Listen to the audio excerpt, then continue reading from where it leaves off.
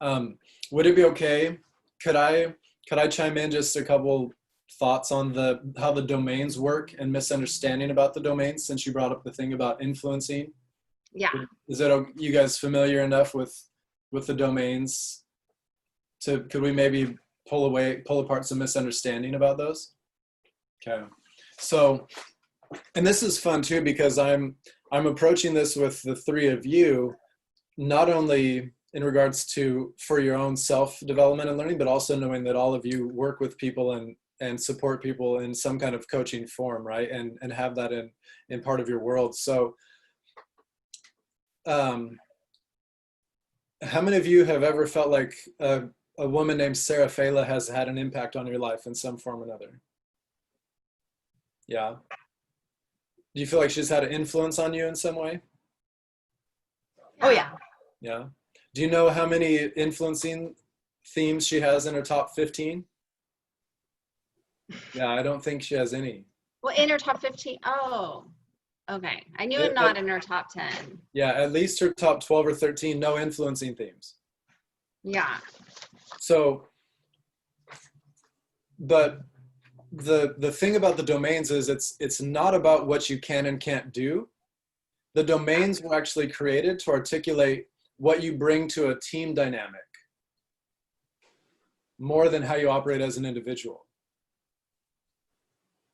So it's one thing to say, I don't have any influencing themes in my top 12 or 15, so I'm not influential, or I get drained by influencing. It's rather what that is more of an indicator of is, Janie, when you come into a team, your wheelhouse, the primary contribution you make is not going to be about wanting to cast the net wide and be the evangelist necessarily for the thing. You can do that and you can bring that.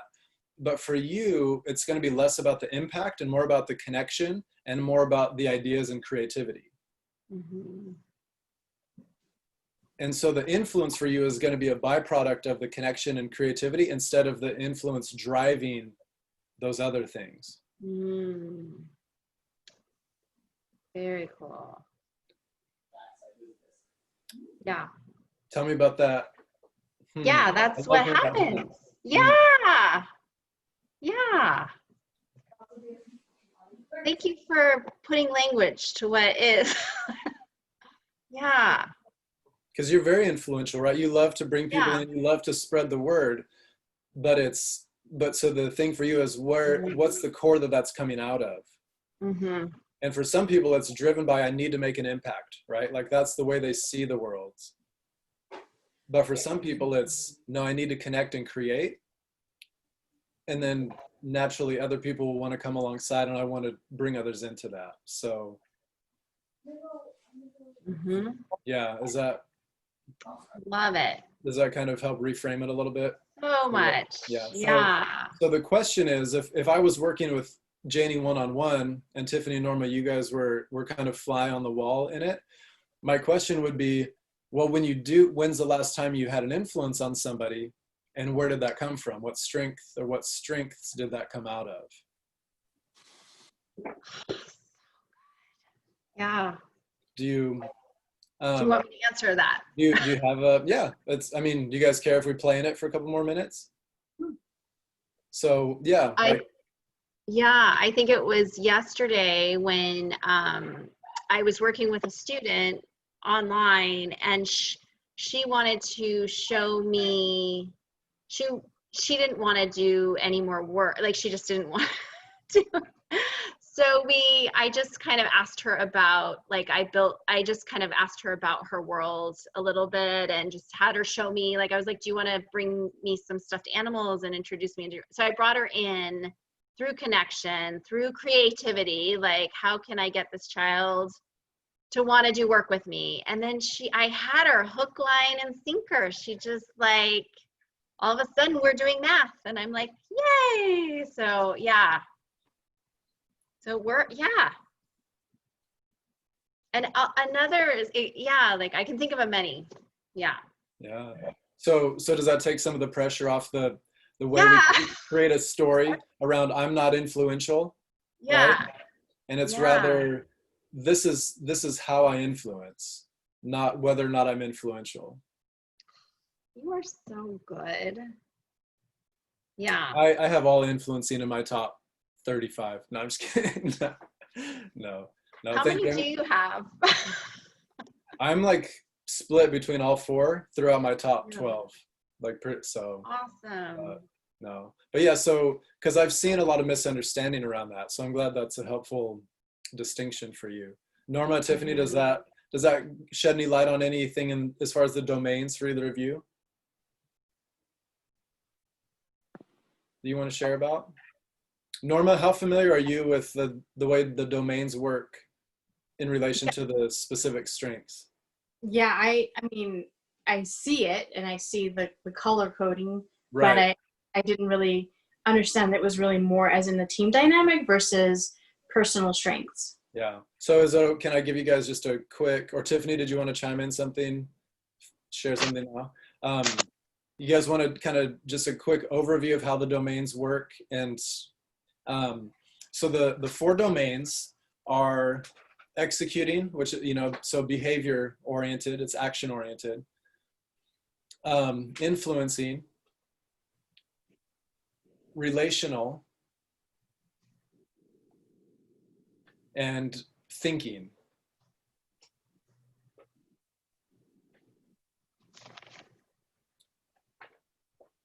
I'm going to overlay, I'm going to layer something else on top of this to help bring it a little bit more light.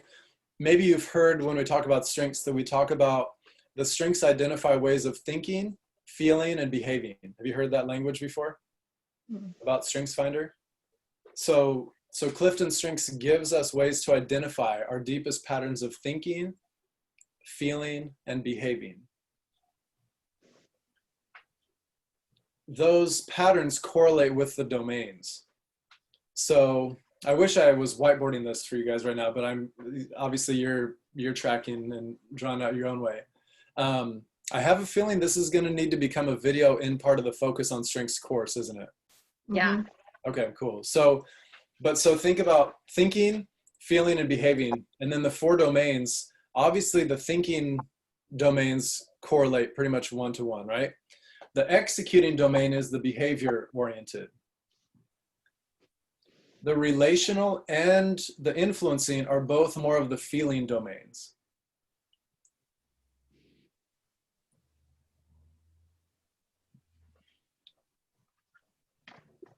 So one of the things that's important to be able to make a distinction between is how does the influencing domain differ from the relational domain? How are those different? What drives them? The influencing domain is about impact, and it's more about one-to-many. It would primarily rather spend time having a one-to-many relationship. So Norma and I worked with our leader for years, was a guy named Peter Warren. And Peter could get in front of a group of 200 people and be very inspiring, compelling, captivating, and teach with tons of energy.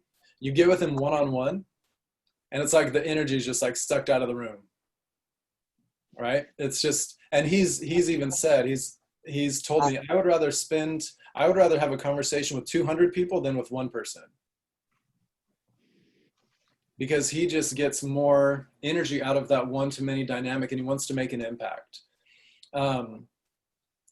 The relational domain, on the other hand, is more about one-to-one or smaller groups. And it's just the connection itself is the point, not the impact or the outcome.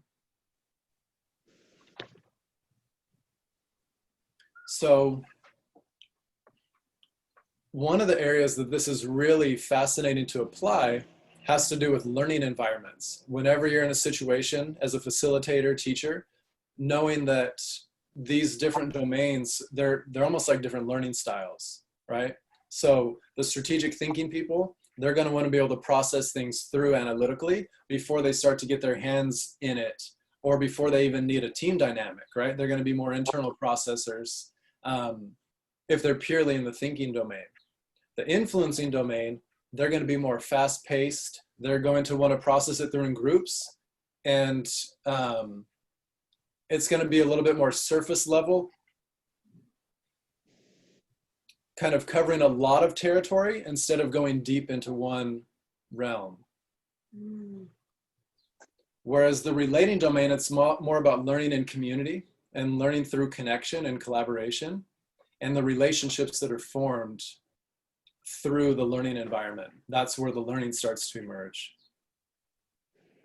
And then with the executing domain, it's all about learning by doing. It's about the outcome. It's about the finish line. It's about how do we know we've done it, we've got it, we've produced it.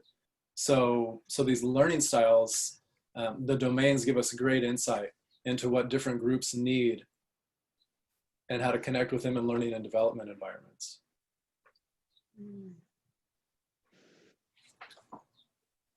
That was not, I didn't see that as being in the cards for today, but it's fun that the conversation went there. Any feedback, playback from you guys as you hear that? Insights that opens up or questions that surfaces?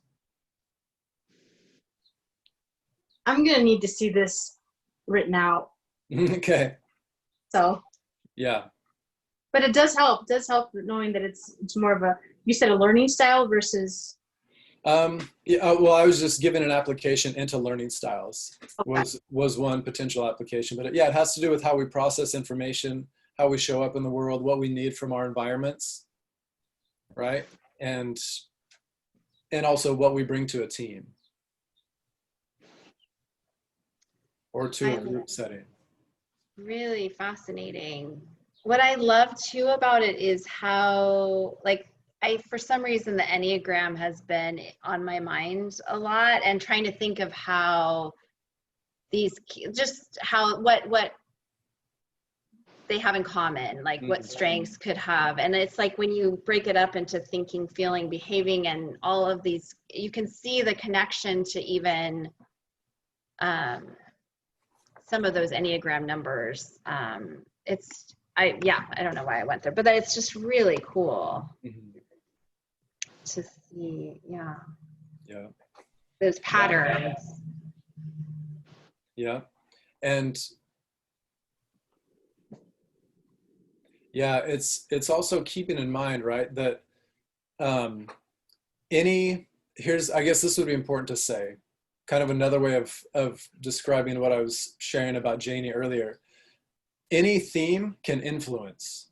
So any strengths finder strength can influence. Any one of them can achieve, can execute. Any one of them can relate, and any one of them can be strategic, right? So it's more like the domains are not, there's a lady named Micah LeBrant who's a great Gallup, she's one of the Gallup consultants and trainers. She's brilliant at articulating all of this. And Micah describes it as the line between the domains are more like curtains rather than walls,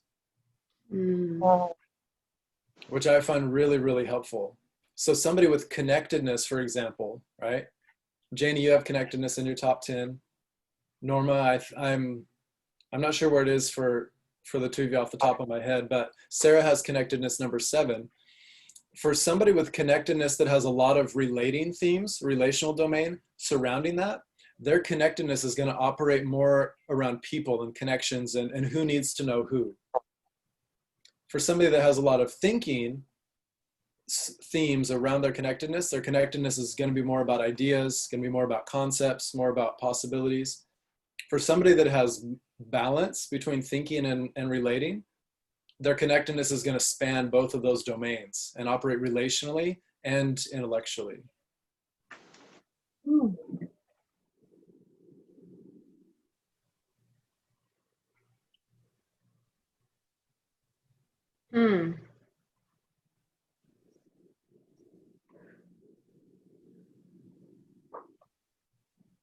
There's a lot to learn. Yeah, I agree. There's a lot to this, huh?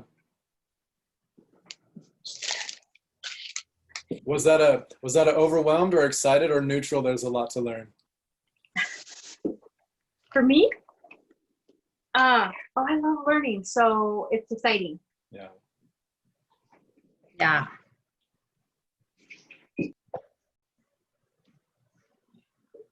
This is real helpful, Chris. I have to go back and talk to my sister about this. Okay. I realized I was coaching her through her results, and there were a couple things. She's like, "Yeah, but that's executing, and I don't execute well." And I was like, I don't think we said that, did we?" I was like, "Let's go back through this." And they said, "It's not that. It falls in a theme or a domain." And so I thought, no, this offers some really great clarity. Good. Yeah. Whenever somebody comes at you with something like that, a great question is, well, tell me about the last time you did execute something well. Where did that come from? Mhm. How did you do that? Mhm. So it's more about helping people see how they get to where they are than making them feel like they either can or can't.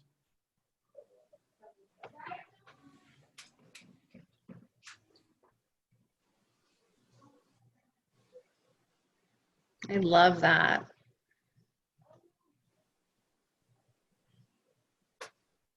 Does that just help someone not to focus on where because you could see the full 34 and then just go right to, oh, here I'm not this.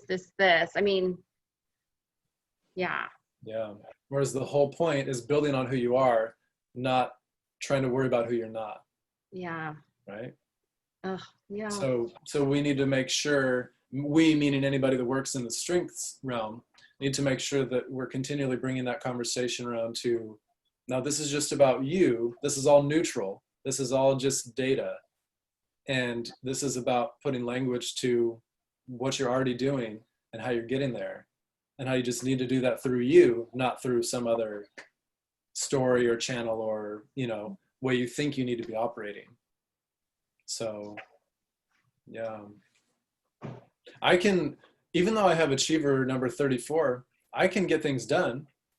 I've just learned over time to invite Tiffany's help or to, have Sarah follow up with me about something, or play little, invite my other strengths to the table to be able to get that follow through component. So it's not that I don't ever achieve. It just doesn't do it the way achiever, the strength, does it.